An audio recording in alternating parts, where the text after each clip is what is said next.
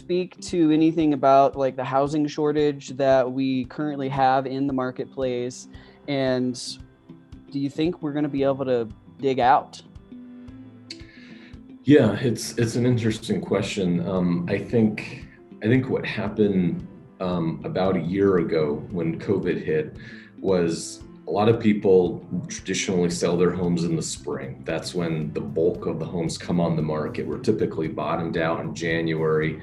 We get some surges of inventory as we go through the spring and the summer months, and that did not happen when COVID happened, because a lot of people were worried about what the housing market was going to do, if they were even going to be able to sell their house and how it would all work. And, the fears around having people in your home and potentially getting sick and all those sorts of things. And, that rocked us, because we were already, it was already a tight inventory situation to begin with.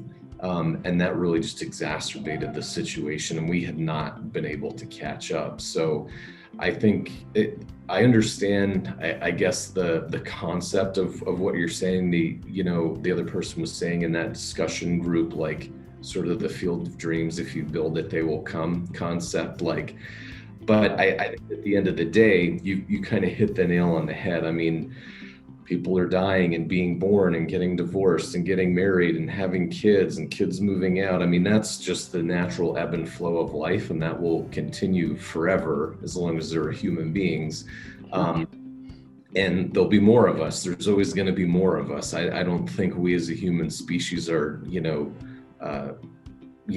in danger of extinction by any stretch. So I think it is a matter of supply. But I think just not only from the perspective of, hey, I want to sell my house right now, or I need to make some kind of a move for a life event, but there were a lot of properties that were bought during the last recession that will never be sold again and will never be coming on the market.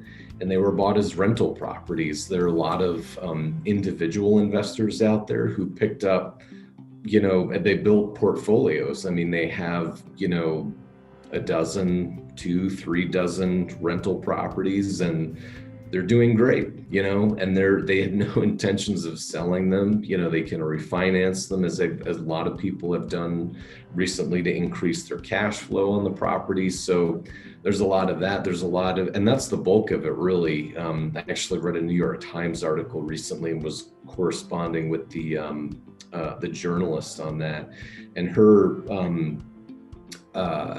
reporting uncovered that the vast majority of these, I would say, affordable range single family housing units were picked up by individual investors and are not coming back on the market, because that's essentially these people's retirement plan or their business. And I think that's the real crux of the problem, is that you have, a lot of single family homes in the lower price point range that tend to be entry level, or sort of like that stepping stone, like from a condo or a townhome to a single family home, and then to a larger single family home, kind of the traditional pathway that people take. There's one of those stepping stones has, for in large part, been taken away.